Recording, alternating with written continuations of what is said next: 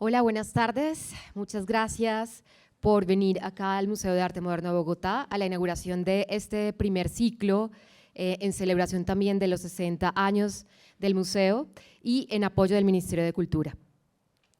Este primer ciclo abre con las exposiciones del artista colombiano Carlos Mota y el artista guatemalteco Naufus Ramírez Figueroa.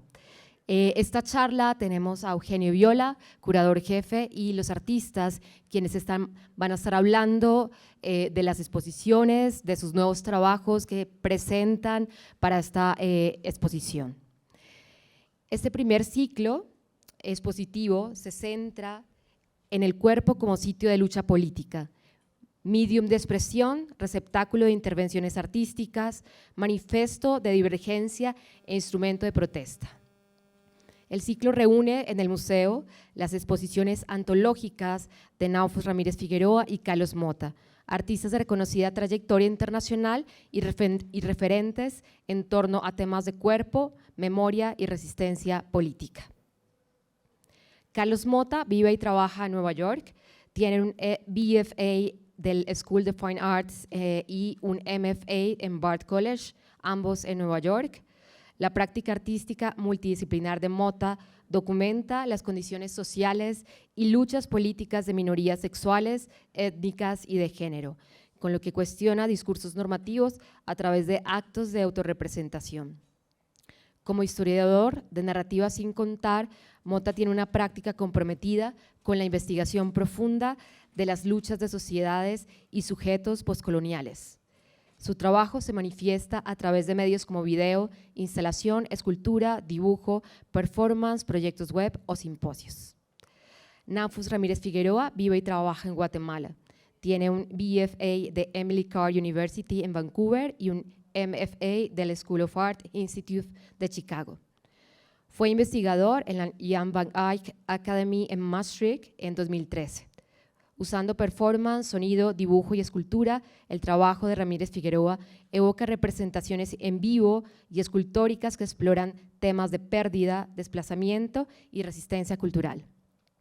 La Guerra Civil Guatemala, 1960-1996, es un tema recurrente en su obra que, aunque a menudo se suaviza con un enfoque absurdo y humorístico, no logra ocultar la fuerza de la historia que la precede. Eugenio Viola, curador crítico de arte y PhD en métodos y metodologías de investigación arqueológica e histórica artística de la Universidad de Salorno, nos acompaña hoy como curador jefe del Mambo y como curador de estas exposiciones. Bienvenidas y bienvenidos, gracias.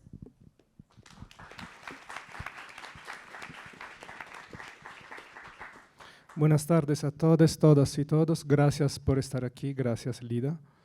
Es para nosotros un placer y un privilegio tener aquí Carlos y Naufus con las exposiciones que inauguran el primer ciclo expositivo de este 2023 que también celebra los 60 años del museo. Ambas exposiciones son exposiciones antológicas. La de Carlos Mota, Stigmata, está entre el segundo nivel y el tercer nivel del museo, la de Naufus entre los otros dos y la carrera sexta al exterior.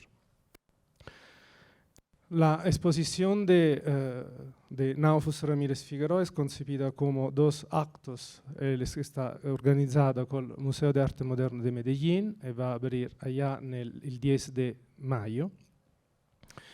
Y es la primera exposición de Naufus básicamente enfocada en su performance. Es el primer survey show sobre su trabajo performático y abarca el trabajo performático de Naufus a partir del 2001. Cantando a las plantas es el nuevo trabajo que Naufus está desarrollando por esa exposición, que titula también la exposición y que está inspirado al compositor de música electrónica Mort Garson. Es un trabajo en progreso de donde presentamos ahora una semilla y será desarrollado en el curso de la exposición. La exposición de Naufus se desarrolla, como decía antes, entre el interior y el exterior del museo y está concebida como una única instalación percorrible. La exposición de Carlos reúne un acervo importante de sus trabajos, de su investigación de casi 30 años básicamente de carrera, detto casi, y básicamente está expuesta una selección de sus trabajos más representativos y algunos que vienen presentados para la primera vez después la presentación originaria como Patriotas, Ciudadanos y Amantes del 2015, con lo que fu el proyecto ganador del Pincho Card Prize del 2014. Es la primera vez que se representa en esta ocasión como una nueva refiguración y que habla de vídeos y testimonios de activistas queer y LGBTQ+, en tiempos de guerra, una obra que hoy resuena muy actual. Y sobre todo vamos a presentar el nuevo trabajo que Carlos ha desarrollado en colaboración con el historiador Pablo Bedoya, es Hilos de Sangre, que presenta por la primera vez un archivo sobre la historia del SIDA-VIH en Colombia y fue un proyecto que è stato desarrollado a través col soporte della Mellon Foundation. En tándem con este nuevo trabajo, Hilo de Sangre, se presenta Virosis, que es una exposición que abarca el trabajo de 30 artistas intergeneracionales, da la mitad de los 80 hasta hoy. Para nosotros es un orgullo presentar también esta exposición porque es la primera sobre este tema en el país. La primera que fue hecha en absoluto, creo que fue la que organizó Nan Goldin en 1989 en el Art Space de Nueva York, Witness. Esta es la primera aquí en Colombia.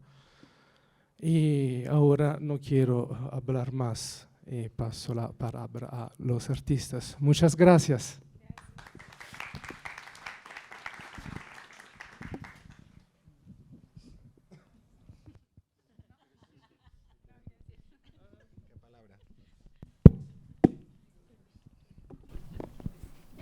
Hola, buenas tardes. Gracias por venir, Naufus. Un gusto verte de nuevo. Está apagado. Ahora sí, mejor. Me pasaste la palabra, pero no sé exactamente qué palabra pasa. Entonces aprovecho para saludar. Muchas gracias por venir, por a ver nuestro trabajo. Quisiera también llamar la atención a ciertas personas que he identificado en la audiencia, que son parte de este proyecto colaborativo. Es siempre un poco difícil cuando presentan mis trabajos y mis exposiciones como antológicas o monográficas, porque todos los proyectos que yo realizo son colaborativos.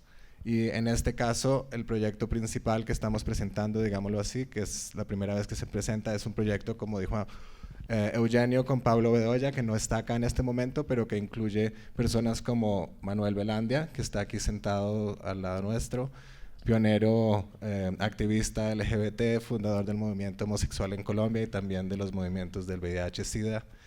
También vi a Camilo, ¿estás? ¿Sí te vi? Ahí está. Camilo, que también está presentando una pieza en colaboración con Santiago Lemus que se llama Los Amarillos en el contexto de la exposición Virosis. Arriba, bueno, de repente también el colectivo Love Lasers de Alemania y Juan Betancourt, quienes no son exactamente parte de la muestra, pero están referenciados en la investigación que se ha hecho de colectivos y personas que han hecho proyectos en relación al VIH en Colombia, y no sé si me estoy saltando a alguien más que esté acá presente. Entonces quería darles la bienvenida y las gracias por haber sido partícipes en este proyecto. Ahora sí te toco.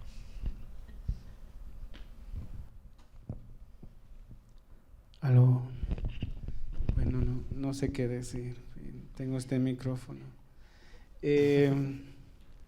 Sí, pues empecé a hacer performance de adolescente con un amigo que también estaba en las artes. Pues los primeros no tienen documentación, y también el trabajo que hice final de los 90 hasta 2013, por varias razones, pues no hay mucha documentación. Entonces en eso sí fue interesante como presentar una trayectoria que pues no está tan bien documentada como uno pensaría. Sí, entonces va a ser interesante. Bueno, no sé, okay. Voy a empezar a reflexionar, bueno.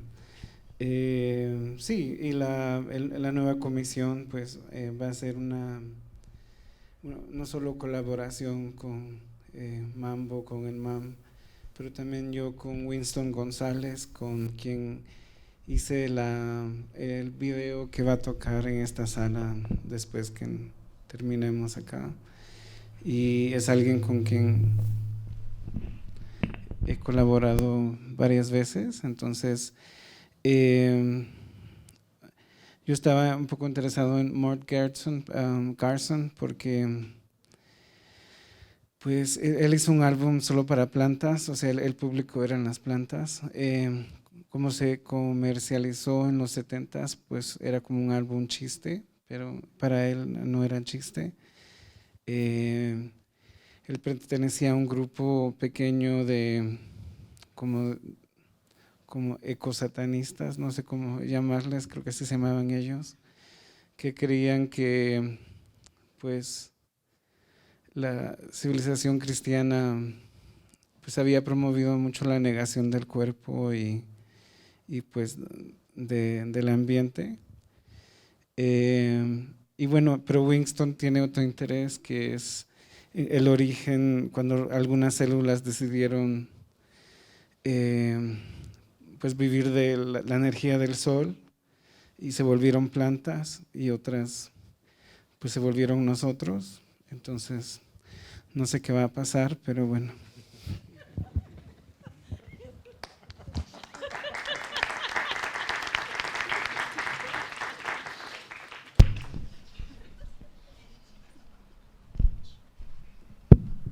Carlos, ¿quieres hablar de la génesis del nuevo proyecto? ¿Cómo surgió? ¿Cómo se desarrolló? La génesis del nuevo proyecto acaba de entrar a la sala. Pablo, por favor. Pablo Bedoya, historiador de Medellín. Pablo y yo llevamos haciendo conversaciones y colaboraciones hace varios años, y en alguno de nuestros encuentros hace un par de años creo que coincidimos con el deseo de aprender más acerca de las historias del VIH-Sida en Colombia y las diferentes formas de activismo, y creo que tanto Pablo como yo habíamos querido buscar maneras de encontrar esta información, entender quiénes fueron las personas que lideraron los procesos de activismo, que vivieron o convivieron con VIH, que formaron una cultura de resistencia, digamos, la forma como la sociedad discriminó y estigmatizó a las personas que vivían o convivían con VIH, etc. Y encontramos que había muy poca información disponible, aunque las personas como Manuel, que habían sido las grandes figuras en estos movimientos, estaban presentes, estaban por contar sus historias, habían producido una cantidad de documentación, etc. Y lo que quisimos hacer fue como hacer un proyecto modesto pero muy ambicioso, en el cual buscamos a personas de diferentes ámbitos de la cultura, la medicina, el activismo y otros campos para hacer conversaciones con estas personas y crear un archivo de historias orales que pudieran servir en forma centralizada en una página de internet que es hilosdesangre.co, servir de entrada a aprender estas historias. Entonces, digamos que ese es el origen del proyecto. Después empezamos a discutir cuál sería la manera en lo que haríamos. Pablo es una persona que está muy conectado con los movimientos de sexogenéricos en Colombia, y empezó, digamos, con ayuda de sus redes a encontrar muchas personas. Yo hice lo mismo por mi lado y empezamos a viajar juntos, a hacer entrevistas por Zoom, por Google Meets, etc. Y así se fue creando como este banco de testimonios que después, en colaboración con el estudio de diseño gráfico Tangrama, conformamos en la forma de una página de internet que tiene diferentes secciones. También contamos con el apoyo de un grupo de investigadores, un grupo de asistentes de investigación, esos investigadores también. O sea que fue como una red de personas que ha trabajado muy fuertemente en el último año y medio en producir este proyecto. Siento que el resultado es algo muy preciso, pero también muy abierto. Digamos, no buscábamos crear una tesis, Pablo, sino más proveer una experiencia de escucha. No llegábamos con una agenda específica a estas conversaciones, sino más tratábamos de, a partir de ciertas preguntas, tratar de que las personas nos contaran lo más posible. Por lo consecuente, las 62 conversaciones en el archivo son conversaciones largas. Por ejemplo, la de Manuel dura casi 3 horas, porque Manuel tiene muchas cosas que decir. Y en ese sentido, no estábamos tampoco muy preocupados por editar el material, sino más permitir que las personas puedan conectarse a las entrevistas y oírlas cuando tengan tiempo, si tienen el interés. Las plataformas también se puede oír a forma de podcast en Spotify, en Apple Podcast y en RSS. Entonces la idea es como hacer ese material disponible. Pablo, ¿quieres decir algo? ¿Alguna parte? Bueno, sí. Otra parte muy importante que Pablo estuvo completamente a cargo y liderando es la creación de un archivo de materiales de investigación. Entonces Pablo con un grupo de asistentes investigaron, sacaron materiales de periódicos, de medios, sentencias legales, todo tipo de documentos que también en este momento están siendo alimentados y pueden ser buscados por diferentes categorías. O sea, una persona que quiera entender cómo fue la representación mediática del VIH en los años 80 en el periódico El Colombiano o El Heraldo, etcétera, puede venir y encontrar ese tipo de información.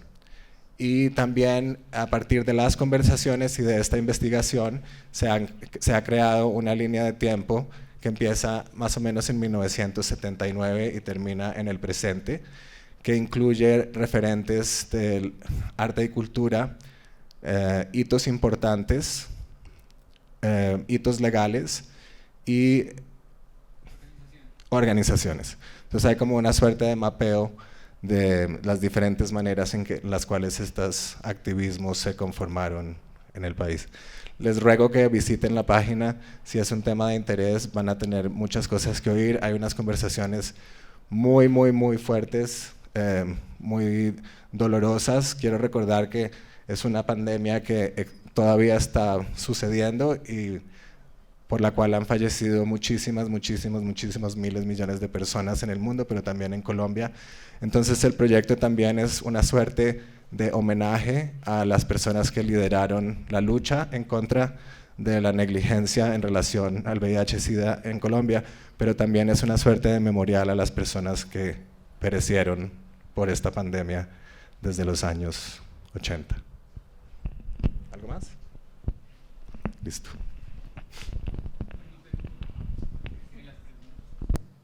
Sí, si tienen preguntas, de repente traemos a Pablo también.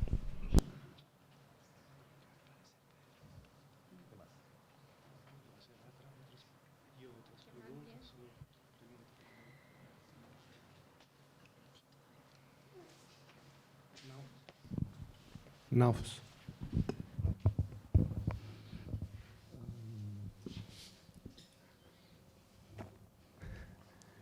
¿Cuál es tu relación con el performance, dado que esta es una exposición que tú como Carlos usas varios medios diferentes, ¿no? El dibujo, la instalación, el video. Pero esta es una exposición, tu primera exposición solo centrada sobre el medium performático.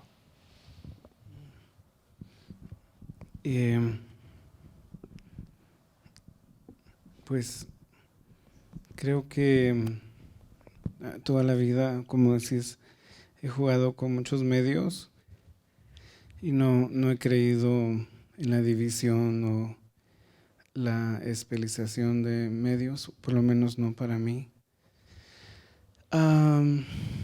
Y creo que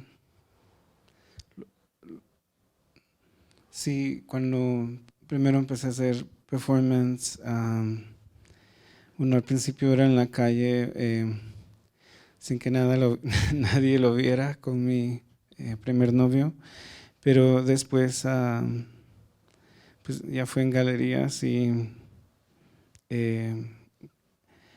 creo que en otros medios siempre era todo algo,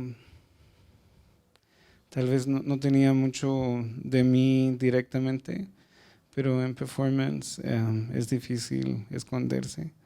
Entonces, en ese sentido, pues fue un medio que creo que desarrollé primero que otros y también pues me abrió puertas,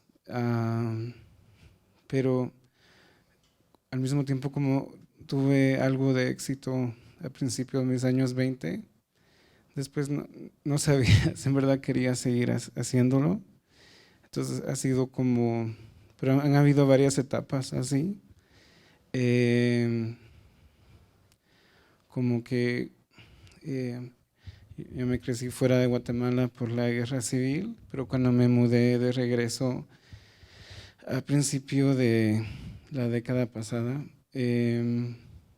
pues estaba mucho pasando en Guatemala, entonces de un modo fue un modo de reinventarme ahí mismo y de compartir lo que hacía con mis compatriotas, que todavía estaba muy presente el tema de la posguerra, entonces creo que darle otra perspectiva. Sin embargo, creo que eso entré en crisis en eso en el medio, entonces entré otra fase que son estos performances que tienen una dirección de escenario y de luz muy manipulados, y eso también fue otra fase como de emoción de poder manipular el escenario o así. Y ahora otra vez estoy en crisis en performance, entonces ojalá que haya una nueva comisión de Cantándole a las Plantas, pero sí, entonces como que uno siempre está un poco en crisis en reaccionar. Esto es muy diferente a la escultura. Creo que en la escultura siempre quise ir más adelante y tal vez ser más ambicioso o hasta tal vez algo violento en querer hacer escultura.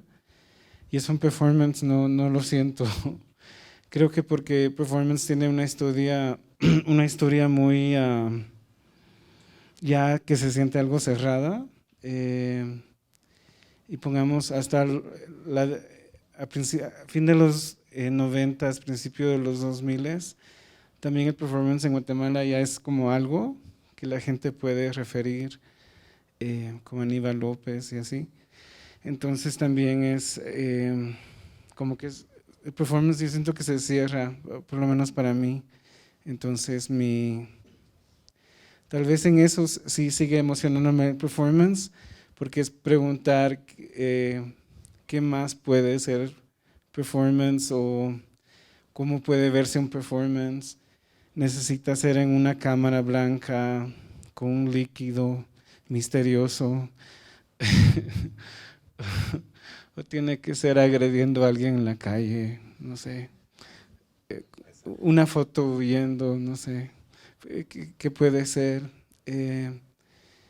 Y pues el video que van a ver aquí en la sala, yo sé que lo estoy promoviendo, pues en parte viene de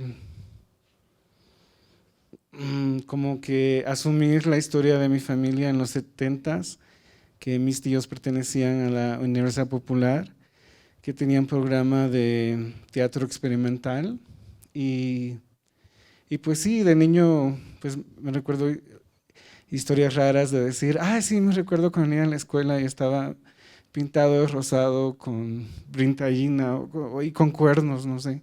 Entonces, que sí había una historia ahí de teatro experimental, pero también de teatro político.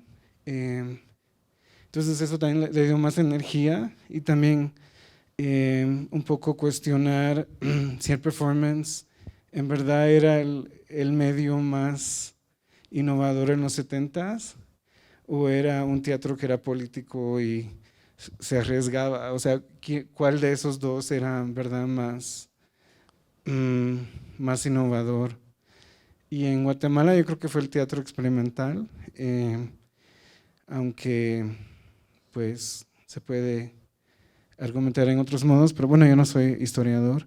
Pero bueno, entonces en eso que diferentes cosas le van dando a uno alimentación para seguir adelante y seguir haciendo performance. Pero como digo, ahorita estoy en una fase de bueno, en verdad no saber qué querer hacer en el performance en el futuro. Y bueno, y está bien, creo yo, pero bueno.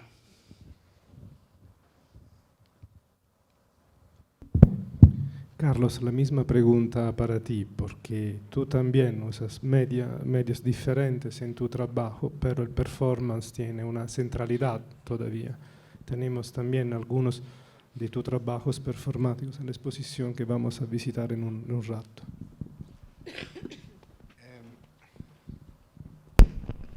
Mi encuentro con el performance es más tardío en la cronología de mis proyectos artísticos. Los primeros trabajos en los que profesionalmente empecé a producir en el campo profesional del arte eran trabajos de carácter más documental y sociológicos, donde yo jugaba una suerte de ancla para construir ciertas, digamos un poco como el proyecto que narré con Pablo un poco, pero como una suerte de ancla para reconstruir historias que yo consideraba no se habían escrito, de perspectivas que podrían ser interesantes contemplar. Y después de muchos años de hacer ese tipo de proyectos encontré que me hacía falta tener la vivencia de, digamos, el peso de estas historias en mi propio cuerpo y de reflexionar desde una perspectiva más personal en lo que concierne a temas de índole político y social. Entonces creé un gran interés por la historia de la performance de larga duración o performance extremas, de actos físicos que conllevan a dolor o sangrado, cosas así, líquidos raros en cámaras blancas. Mentira, nunca, jamás, prometo. Y empecé como a experimentar con estos medios. Entonces en esta exposición hay creo que unos 4 o 5 proyectos. El primero siendo una serie de fotografías, unos autorretratos que hice en los años 90 cuando todavía estaba viviendo en Bogotá, y que son unas fotografías que encontré muchos años después y encontré que tenía realmente una disposición y como una suerte de interés intuitivo en el performance con el cuerpo. Entonces esas fotografías se convirtieron para mí como en un punto de origen al cual he referenciado muchas veces y toman un lugar importante también en esta exposición. Pero a partir de esas, volver ya al final de mis años 30 y en los 40 a lanzarme a exponer el cuerpo, a jugar con el cuerpo y a crear estos proyectos ha sido bastante interesante. Ha sido interesante porque de alguna manera, como decía anteriormente, hay una suerte de reflejo de lo que son los intereses más políticos y sociológicos, históricos en el trabajo, pero realmente se consolidan en la tensión del cuerpo con el espacio y con la audiencia o con ese tipo de cosas. Entonces, digamos que hay una línea, yo creo que en esta exposición que está bien anclada en eso.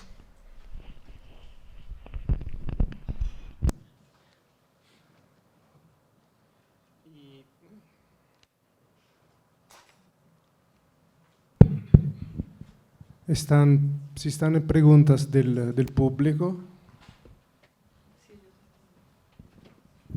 ¿Por qué le pusiste a tu... Carlos, ¿por qué le pusiste a tu exposición, a esta Stigmata? Muchos de los proyectos que están presentados acá, como decía, tienen que ver con historias de la forma en las que minorías sexuales y de género han sido representadas históricamente y los procesos de investigación para crear esas obras, y una en particular que se llama Requiem, me llevaron a realmente a explorar la influencia y la potencia de la religión en el imaginario de la estigmatización de las sexualidades y géneros diferentes. Entonces, pensando cómo llamar esta exposición, Eugenio estaba muy empecinado en que se llamara Estigma, pero a mí me parecía un poco fuerte, o sea, no fuerte, sino como muy literal, porque sí, todo es acerca del estigma. Entonces propuse como una contrapropuesta fue Stigmata, porque hacía referencia a las heridas de Jesús, pero también en el contexto de las investigaciones que estaba realizando y que están presentes en la exposición, a esos discursos de manipulación discursiva de imaginarios y mitológicas de la religión católica sobre los cuerpos.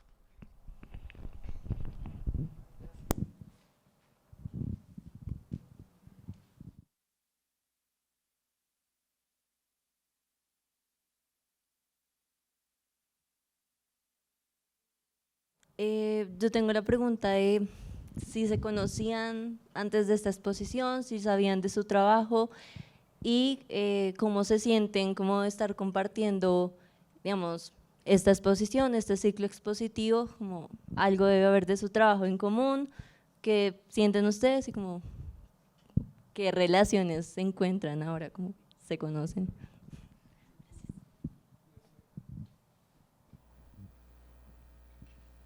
No quiere que hable. Sí, ya. Yo soy más de anécdotas, creo yo. No me recuerdo si te conocí en Corea o en Guatemala. Creo que fue en Guatemala, no sé.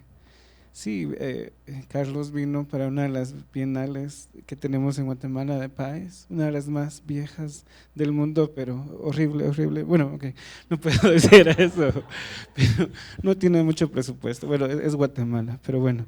Entonces vino y hizo un proyecto, creo que con gente que trabaja en la industria del sexo. Entonces, y sí, y después en Corea nos tocó, en la Bienal de Guangzhou nos tocó cerquita. Y bueno, así hemos conseguido varias muestras. No sé qué tenemos en común, pero me imagino que alguien más lo pueda ver, pero sí.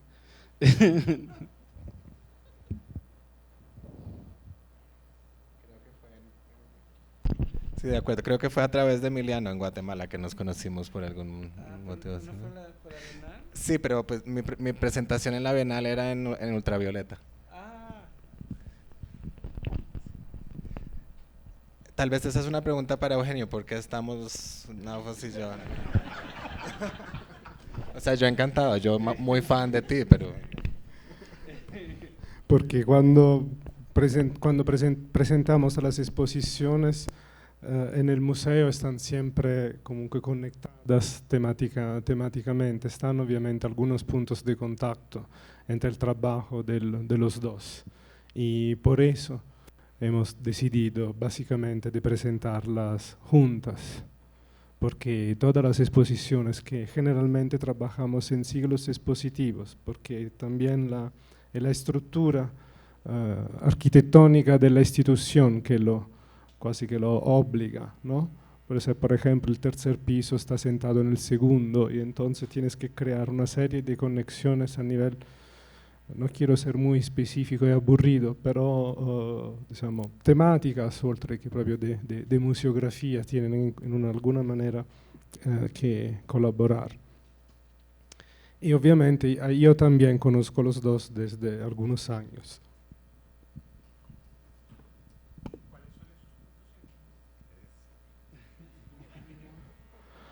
L'utilizzo del cuerpo, l'utilizzo del performance, il centrarsi sopra il racconto di microstorias, por ejemplo, e tal vez, ¿cómo decirlo en español? Queering the model, you know?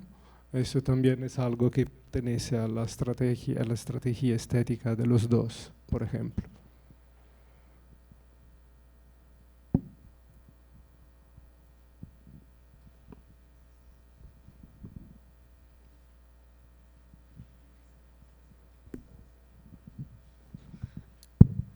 Hola, hola. Mi pregunta va para Carlos. Entiendo que tu trabajo es bastante como investigativo y al mismo tiempo tiene una fuerza política, pero me gustaría saber de qué manera personal te toca. ¿Cómo te sientes tú relacionado a tu trabajo y por qué llegaste ahí? O sea, de manera sentimental, ¿por qué llegaste ahí?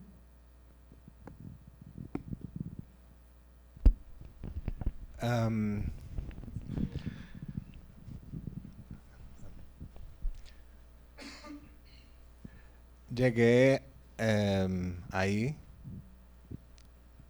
no sé la I cuál es exactamente, pero pienso que el trabajo tiene, para mí es una forma de reflejar las cosas que encuentro injustas en el mundo y cómo han sido injustas, microinjusticias y macroinjusticias, y la forma como esas dos niveles de injusticias han sido reflejadas en mi propia experiencia en la vida. Entonces, he creado diferentes proyectos ambiciosos, sociales, donde hay muchísimas personas involucradas y yo soy parte de un colectivo, o pequeños y más personales y subjetivos para narrar historias de sufrimiento o alienación a otro nivel. Entonces, siento que todos los proyectos de alguna u otra forma son autobiográficos, aunque algunas de las estrategias de producción, investigación o presentación sean de carácter no personal, digamos, aparente. Pero siento que siempre hay detrás una suerte de tristeza en relación a las condiciones del mundo. Y encontrando siempre una forma de posicionarme en la cual sea un autocuestionamiento de ciertas cosas que se asumen como verdaderas o difíciles, de los privilegios también que he ocupado en relación a ciertas de las historias que se cuentan en los proyectos, pero también no negando que esos privilegios también llevan a otras formas de vivir las cosas que son también difíciles. Entonces, no sé, siento que todos los proyectos son personales, aunque de repente tengan un carácter más expansivo político-social.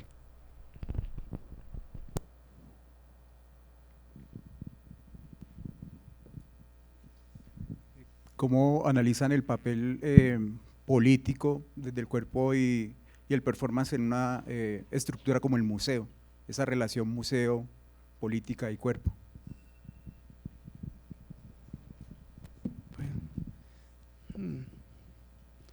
Pues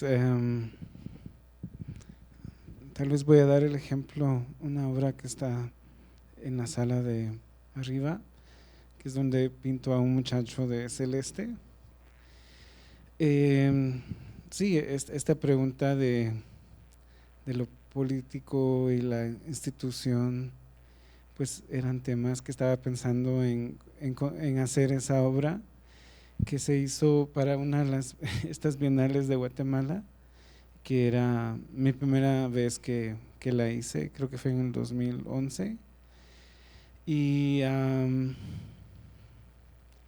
creo que el tema posguerra en el país en ese momento estaba un poco en crisis, porque de cierto modo el modo de la estética de posguerra se sentía casi oficial, o sea, obras blanco y negro, cierta estética, nada de humor.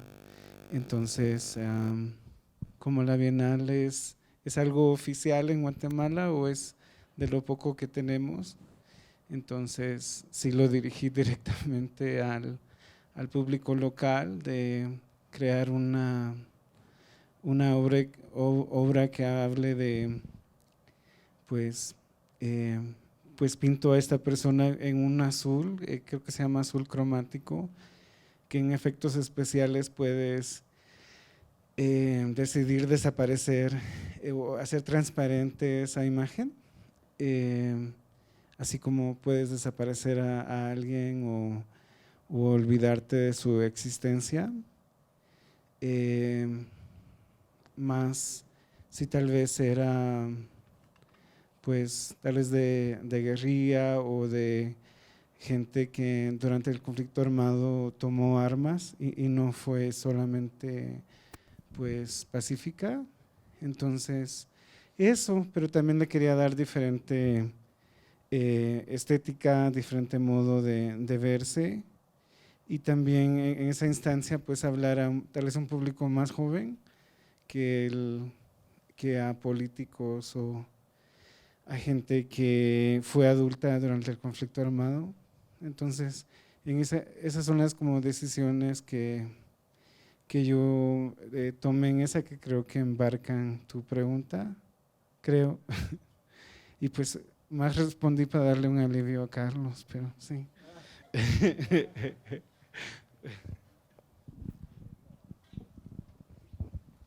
Bueno, buenas tardes a todos, todas y todes.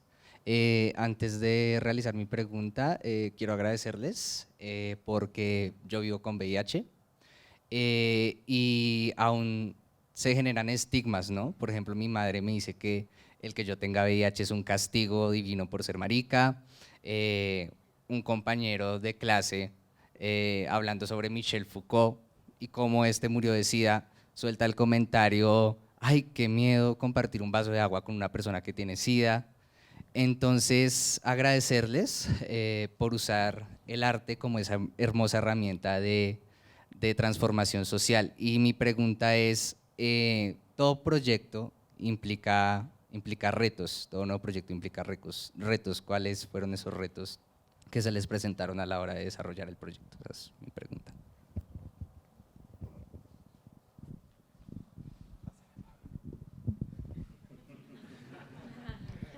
Hola, no me salvé. Buenas tardes, noches. Yo creo que hubo mucho, ¿cierto? Y esos retos iban cambiando a medida que iba también como transformándose el proyecto. Yo creo que el primer reto era empezar a escarbar de algo que estaba muy disperso. O sea, claro que había memorias sobre el VIH y el SIDA en el país, pero estaban totalmente dispersas. Así que el primer reto fue empezar a encontrar, mapear, encontrar los lugares donde pudiéramos acopiar esa información primera. Yo creo que luego, a medida que avanzaba, aparecían otras dudas, y es como, creo que empezamos mucho también por lo que teníamos más cercano, y era el vínculo entre VIH y disidencias sexuales o de género, o minorías sexuales y de género, pero pues claramente el VIH, SIDA, no solamente impactó a las personas LGBT. Entonces el otro reto es, bueno, ¿y cómo podemos alcanzar los diálogos con otras experiencias, mujeres y género heterosexuales, niños y niñas? Y luego empezó entonces, digamos, tras ir avanzando en ese reto, yo creo que el último, que todavía queda abierto, pensamos mucho que esto es un proyecto abierto porque pues, es difícil pensar en una historia o una memoria total, es que seguro hay ausencia, ¿cierto? Como a medida que crecía, cuando llegábamos a 30 conversaciones, como no hay que hacer 40, en 40 no hay que hacer 5, porque sentíamos que habían personas clave, y creo que hasta el último momento tuvimos esa sensación. Entonces creo que la otra pregunta tenía, pues el otro gran tema tenía que ver con las políticas de la representación, qué voces sí, qué voces no, cuáles voces quedan por fuera, cuáles pueden ser importantes. Por ejemplo, el proyecto se terminó centrando mucho en ciertos contextos urbanos porque fue también donde tuvimos cierta facilidad de acceso. Pero también eso, hay regiones que claramente pues todavía quedarán por explorar. Creo que eso, cómo poder encontrar ese equilibrio entre lo que está, lo que no está, entendiendo que siempre es limitado y nunca es total la posibilidad de acceso a la memoria. Y la última también es, bueno, cómo lograr que todo este material muy voluminoso y de muchos tipos pueda ser apropiado y pueda pues encontrar públicos que decidan realmente darle vida, aunque bueno, ya he recibido como mensajes de gente que está escuchando los podcasts, que se ha conectado con algunas de las historias, que es seguro como uno de los asuntos que buscamos con esto.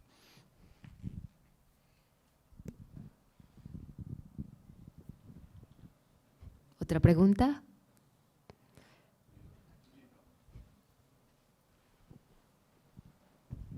Hola, tengo una pregunta como y que me surge un poco como de lo que estaba hablando, lo que estás hablando ahorita tú, y es una historia que un ejemplo como les haya, o sea, como me parece muy interesante como la manera en la que pues tiene como una connotación muy social y muy con las personas, como un momento como en ese proceso que fue, o sea, como que les trascendió, como que les movió como las fibras. Y mi otra pregunta es, como a partir de toda esta investigación, ¿cómo bajarlo como a lo artístico? O sea, como siento que también es como algo como muy denso y muy cargado, y cómo pasarlo como a lo artístico. Entonces serían como esas dos preguntas. Una parte interesante, ahorita, sí, una parte interesante de este proyecto fue el crear esta línea de tiempo de el arte y cultura en relación al VIH-Sida en Colombia, porque yo personalmente conocía el trabajo de Fernando Arias, el trabajo de Manuel Velandia, el trabajo tal vez de Wilson Díaz y naturalmente de Miguel Ángel Rojas, y después pues las grandes figuras que no trabajaron el tema del VIH directamente, como Lorenzo Jaramillo o Gustavo Turizo o Luis Caballero, que murieron por complicaciones asociadas al SIDA muy tempranamente, pero realmente no tenía una idea de cuál era la fibra cultural de las expresiones artísticas en relación al VIH en Colombia. Y eso fue algo realmente muy, muy importante para mí, el poder entender que el arte no es el arte que se presenta en el Museo de Arte Moderno o en el Museo Nacional, es el arte que se estaba presentando en los cabarets de drag en los años 80, ¿no? Que era también los lugares donde se estaba promoviendo estrategias de sexo seguro o estrategias de enseñar a poner el condón con la boca, aquí como decía Manuel, etcétera, en un pepino, y en otro de verdad a veces. Como ese tipo, entonces generar esta línea de tiempo y entender la manera como completamente rizomática en la cual se desarrollaron las expresiones culturales fue muy importante. Y eso nos llevó, en algún momento, yo llamé a Eugenio y le dije, este es un momento muy importante para utilizar la visibilidad de este museo emblemático en Colombia, del Museo de Arte Moderno, y presentar una exposición que realmente resalte estas miradas, que muestre estas voces. Y no necesariamente desde la perspectiva de se van a mostrar las obras de arte de los grandes maestros, sino unas grandes obras de muchos artistas que no han sido presentados en la institución arte con A mayúscula, por ejemplo. Entonces, para mí se convirtió realmente como en una fuerza política, el crear del espacio de este museo, su visibilidad, etcétera, su rol en la cultura de Colombia, la plataforma para presentar voces que no han sido necesariamente agrupadas o representadas a partir de estos temas y estas inquietudes. Entonces, digamos que el arte no es una obra de arte. Yo no creo que este es un proyecto de arte, en el sentido de lo que van a ver arriba no es una obra de arte. Es más como hay una gran línea de tiempo que presenta los desarrollos del arte y cultura en el VIH, después hay unos dibujos que presentan las personas con las que hablamos, y después hay unas estaciones de audio donde pueden oír las entrevistas en el museo, pero también código QR si se las pueden llevar. O sea, es más como un dispositivo de presentación que una obra de arte, no tiene la pretensión de ser una obra de arte. Para mí lo importante en el contexto de la reflexión artística tiene que ver que estamos utilizando la plataforma del museo, que es la institución arte con A mayúscula, como una suerte de lugar para proyectar, ¿no? Para insertar esas historias dominantes que se crean desde estos lugares que son jerárquicos, patriarcales, discriminatorios, etcétera, que lo continúan siendo. No porque presenten estas exposiciones nuestras quiere decir que este museo no es todas esas cosas, o que la institución arte es todas esas cosas. Para mí realmente ha sido una suerte de tener un aliado como Eugenio con esto. Fue muy interesante, como poder utilizar intervenir el museo y así intervenir el discurso, mostrando estas miradas artísticas que de repente no se habrían podido presentar en este tipo de instituciones. ¿Tú quieres decir algo, Pablo?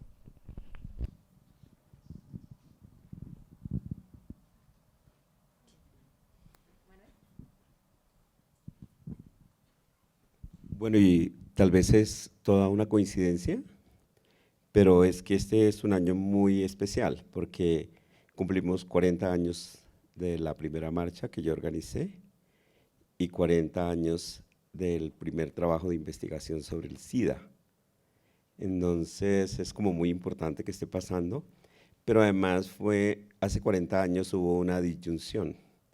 Dejamos de ser tan militantes maricas para ser militantes del SIDA.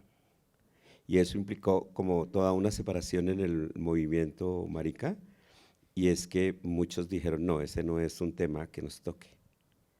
Y muchísimas de las personas que estuvieron con nosotros al principio murieron a causa del SIDA unos años después.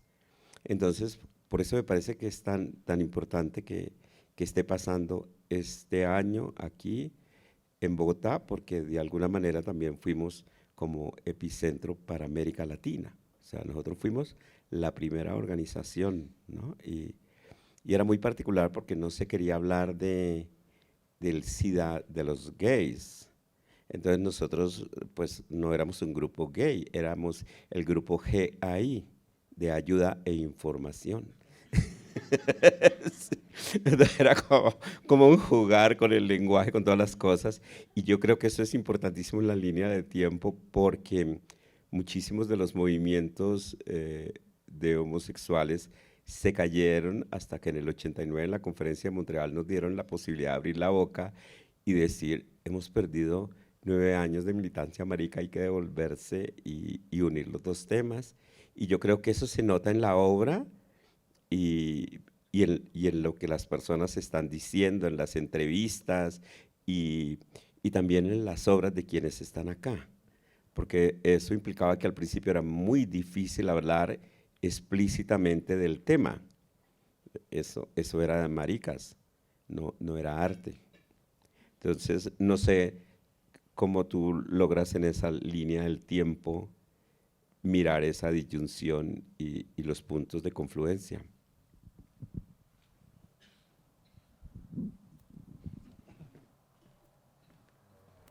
Está difícil esa. No, creo que estamos en un momento muy particular, porque naturalmente pues son 40 años después de ese momento del cual tú fuiste partícipe.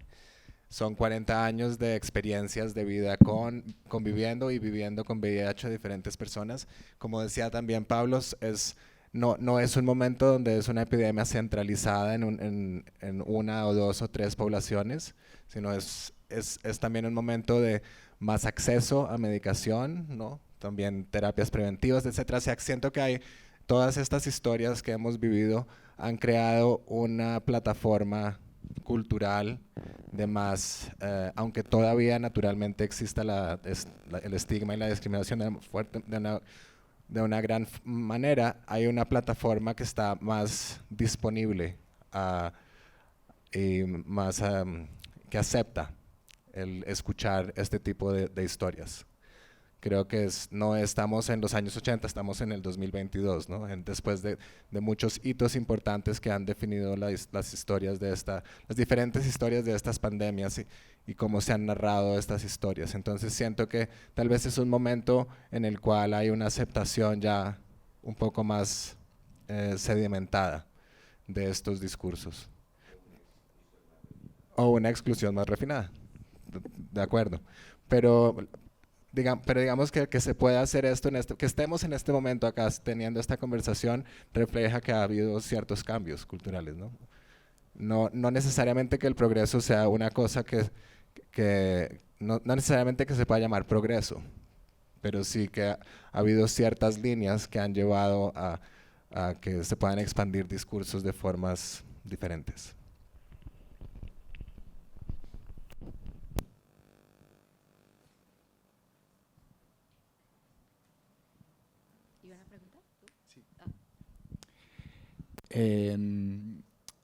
La manera en la que nos contáis cómo el museo es ocupado por unas historias que generalmente no se cuentan dentro del arte con mayúscula, me hace pensar si también habéis pensado en esos procesos de mediación que van a estar, pues, que comienzan a partir de la inauguración, ¿no? Si habéis tenido en cuenta eso para ver de qué manera pueden esas personas que no son parte del arte con mayúsculas o que habitualmente no ocupan este espacio, cómo involucrarlas o cómo de repente pues conseguir romper un poco esas barreras de esas personas que están en las historias pero que no vienen a los museos. Ese es tu métier. Mi problema. Es tu problema. Pero bueno, la pregunta es, perdón, ¿me recuerdas? ¿De qué manera el proceso de mediación es parte de la exposición o no? O sea, si hablamos de incluir a unas personas en este espacio del museo, si lo pensamos solo como soporte o historias que pasan en el arte, o también queremos meterlas a ellas, a esas personas dentro del museo, a partir de procesos de mediación. Sí. Bueno, con Carlos y también con Naufus tuvimos desde el Departamento de Educación estas primeras reuniones, digamos, hablando de estos cuestionamientos de la obra, de los cuestionamientos también de Hilos de Sangre y de esas estrategias de mediación. Entonces, Carlos hablaba también de pues los públicos y un público que es, digamos, el público, por así decirlo, especializado o bueno, que digamos va a ir a esta obra de Hilos de Sangre porque o tienen VIH o digamos también hacen parte de la misma obra, ¿no? Pero pues también están los otros públicos que visitan el museo y que son los que también vamos pues a trabajar esas estrategias de mediación. Pues sí, realmente son esos dos públicos, ¿no? Como los que vienen y van por primera vez, digamos que, bueno, no conocen los artistas, y pues estos temas transversales de la exposición que hablan sobre la identidad de género, pero también la identidad familiar, nacional, regional, ¿no? Como estos diferentes ámbitos que atraviesa también las dos obras de Naufus y de Carlos. Pues bueno, tenemos a la Escuela también de Mediación, con la que hemos estado hablando de estas estrategias y de estas posibles, digamos, herramientas pedagógicas que vamos a usar, de estas preguntas activadoras o de estos conceptos clave también que vamos a estar pues abordando.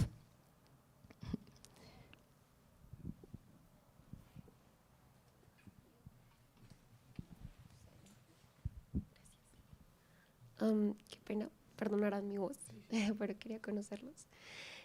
Mi pregunta es puntualmente para Naufus. En este aspecto, pues, digamos que a veces enfocas tu obra, como tú bien decías, a los acontecimientos en Guatemala. Yo lo interpretaría, si estoy mal me corregirás, en cuanto a un ejercicio de memoria. En ese aspecto, no sé si, ya que va enfocado como a un público joven, según lo manifiestas tú, si para ellos como que cuál ha sido como, no sé, como un comentario o la perspectiva de ellos frente a las obras con las que utilizan, perdón, con las que utilizas ese enfoque, si ha sido como un ejercicio que tú digas que ha sido como muy enriquecedor para ellos, la perspectiva que tienen al respecto como que cambia al conocer un poco más de la historia de su país o pues de lo que aconteció en ese aspecto, si has notado como un verdadero impacto. Vamos a ver.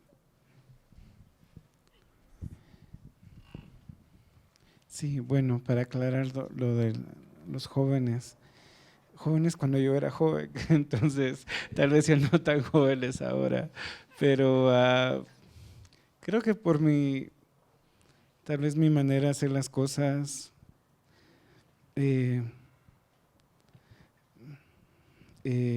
sí, siempre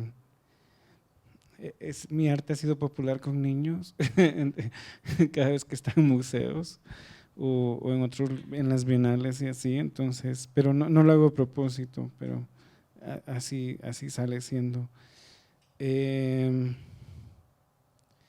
Sí, bueno, creo que como yo soy sobreviviente de este conflicto armado largo y sobreviviente de 2 masacres, entonces me interesaba hacer algo, pero que se sintiera real a mi experiencia de vida y experiencia de vida de otra gente que sé que también es sobreviviente. Y eso implica ser también absurdo, tener humor, tener color, tener chistes, tener sueño, misterios. Entonces, en ese sentido, pues, no sé si, aunque al principio cuando empecé a presentar esta obra en Guatemala, específicamente sí hubieron reacciones como se está burlando del tema o no está respetando, pero eso también para mí fue parte del ejercicio, pero como más años han pasado desde ese conflicto, entonces tal vez cosas que ahorita estoy luchando con qué hacer es tal vez el tema de esta nueva comisión, Cantándole a las plantas, que en sí es que pues el verdadero punto débil en Guatemala que yo veo, o en Latinoamérica en general, es el tema de preservación del medio ambiente, que en Guatemala específicamente tiene consecuencias bien violentas a las personas que hacen un activismo de eso. Pero yo, como yo estoy en las artes, como que bueno, hasta este punto no me ha tentado ningún castigo por hablar de esas cosas. Entonces tal vez en sí ese es un interés. Bueno, en esta muestra pues tal vez no hay muchas obras que hablen de eso específicamente, pero sí que esta es una cosa que está pasando ahora y pues te pueden matar por hablar de que están talando un bosque o están contaminando un lago, porque también hay muchos intereses internacionales y políticos y privados para esos daños, pero es algo que no, como digo, no he podido resolver y pues sí, tal vez es algo de resolver. Creo que quería mencionar algo más bueno, ya se me olvidó, pero gracias.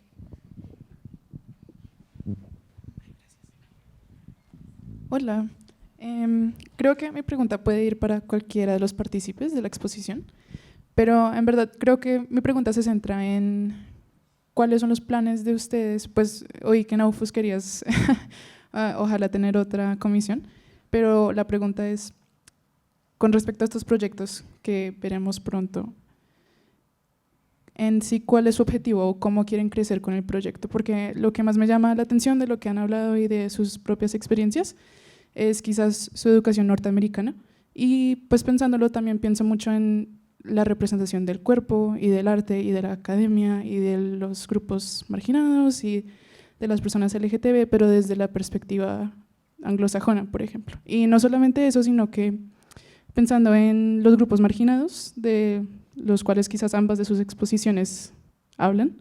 La cultura LGTB también se centra mucho pues, en otro grupo aún más marginado del afroamericano LGTB, pero en este caso estamos hablando de Guatemala y de Colombia y de la urbanidad y quizás no tanto de la ruralidad, pero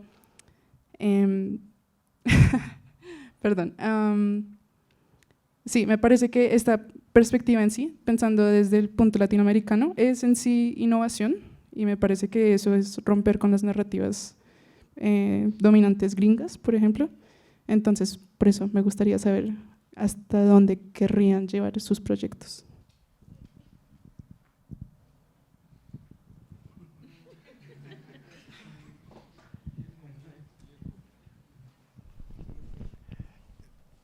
Yo creo que tu exposición fue más una declaración que una pregunta y me gustaría dejarla en esos términos. De repente es algo que las personas pueden contemplar cuando están viendo las exposiciones.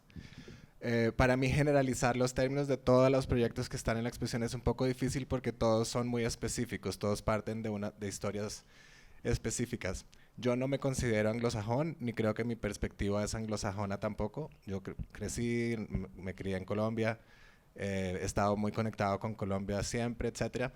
Entonces resisto eso. Y también en los proyectos ha habido una resistencia a la teoría crítica americana y eurocentrista. Siempre he tratado como de mirar desde otras perspectivas, así que te invitaría como a tener una visión del proyecto en general y si quieres después vuelves y me haces la pregunta, pero no quisiera como responder a lo que tú de repente estás asumiendo. Pues yo cuando estaba buscando hacer mi maestría, le escribí a una universidad en Colombia cuáles eran sus requisitos y cómo podía entrar y nunca me respondieron. Entonces es culpa del sistema educativo de Colombia que yo no tengo educación latinoamericana.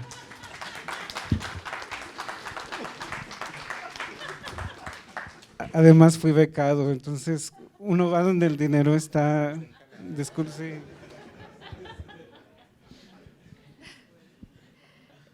Bueno, yo tengo una pregunta para Naufus, ya que tuve la oportunidad de estar en este performance, digamos, íntimo, que se llamó Canto a los pájaros, previamente desconocidos por la ciencia, recuperados por el espiritismo.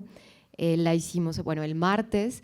Entonces, bueno, me gustaría un poco saber sobre esta historia de cómo comienzas a ser medium, espiritista, cómo es esa historia, y de esta obra también que está en la sala Marta Traba, que es el Cacachte 2023, pues que nos hables un poco de esta, que es una obra pues tan central en la primera sala. Estas dos preguntas. Bueno, voy a tratar de ser breve, si puedo. Sí, pues cuando al fin alguien me aceptó con beca, entonces terminé en Chicago y la escuela tenía un historial muy bueno, como el primer estudiante afroamericano en el siglo XIX, el primer estudiante indígena y bla, bla, bla, así como un montón de primeros. Y también como que estudiantes en el movimiento de sindicatos en Chicago. Entonces yo sentí que iba a encajar, pero que sí era como de tal vez 6 estudiantes de no anglosajones en la escuela y 2 maestros de descendencia afro, tal vez 2 latinos. Entonces era muy, muy blanco y muy… me acuerdo que tenía yo una estudiante que yo pensé que era muy marginal, o sea, siempre estaba como, no sé, se miraba muy mal y después supe que su papá es productor de Hollywood, o sea, entonces era un gran contraste de… que bueno, eso también es la escuela, ¿no? Ver otras realidades. Entonces terminé buscando una comunidad, la guatemalteca es bien pequeña en Chicago, y pues terminé en comunidad de espiritismo. en una casa espiritista y tuve 2 años de entrenamiento como medio.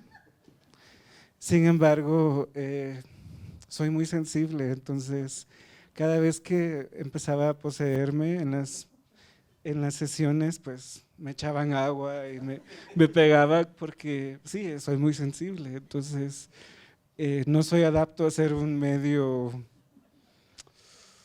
con distancia, me meto mucho en ello, entonces, y espiritismo, por lo menos en ese conjunto de gente, parece que, porque era gente que tal vez nació en América Latina o sus padres nacieron en América Latina, pero no tenían una relación directa y tal vez como Estados Unidos también tiene una gran obsesión con raza, tal vez también ellos se cuestionaban mucho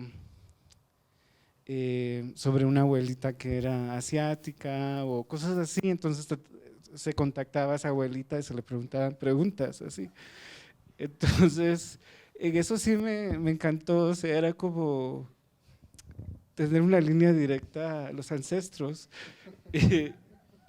Y sí sentí que había algo auténtico ahí. También habían filipinos americanos y ellos también tienen muchas preguntas, ¿verdad?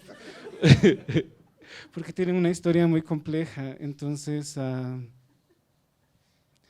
sí, pero bueno, de repente me fui a vivir a Canadá un poquito.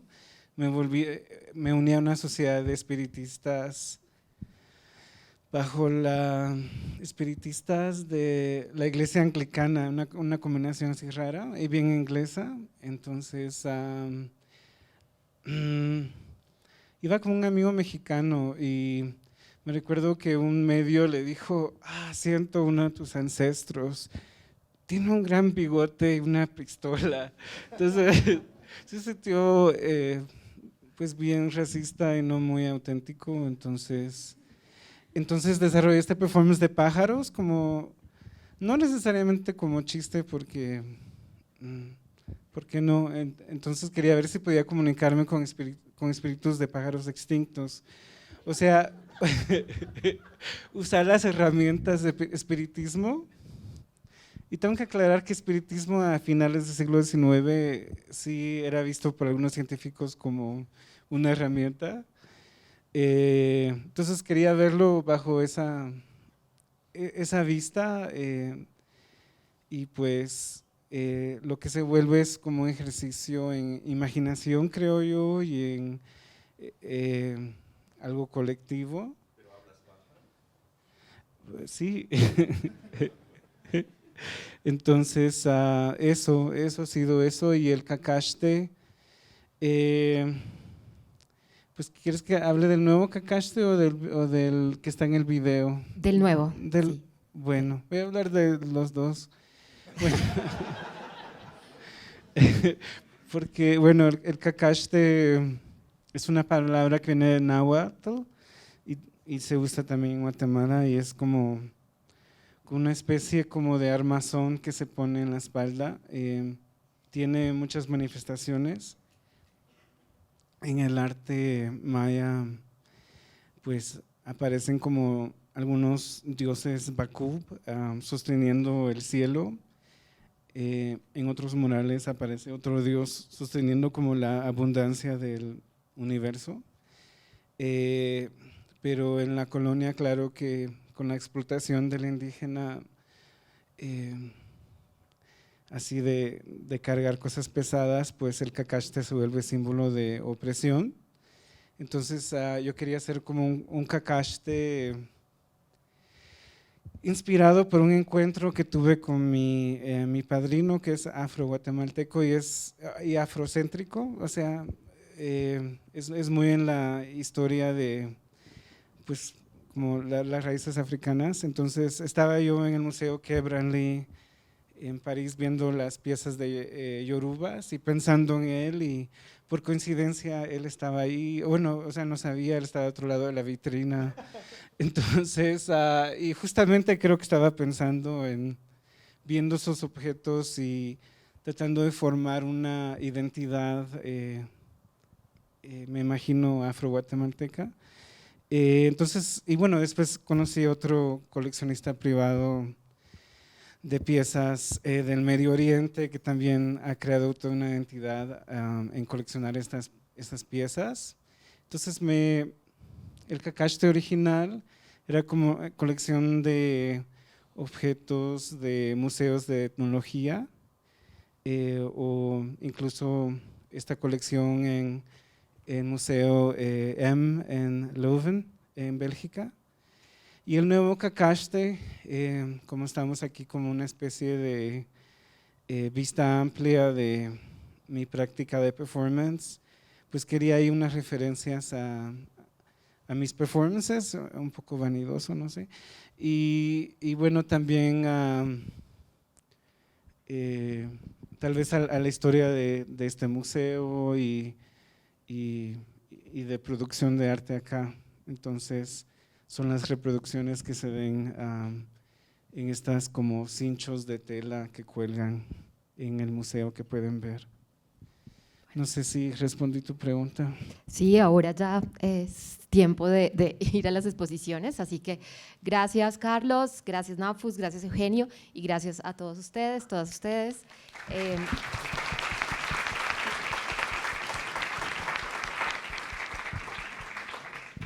Entonces, bueno, para que vayan a visitar las exposiciones, nos sigan por redes sociales.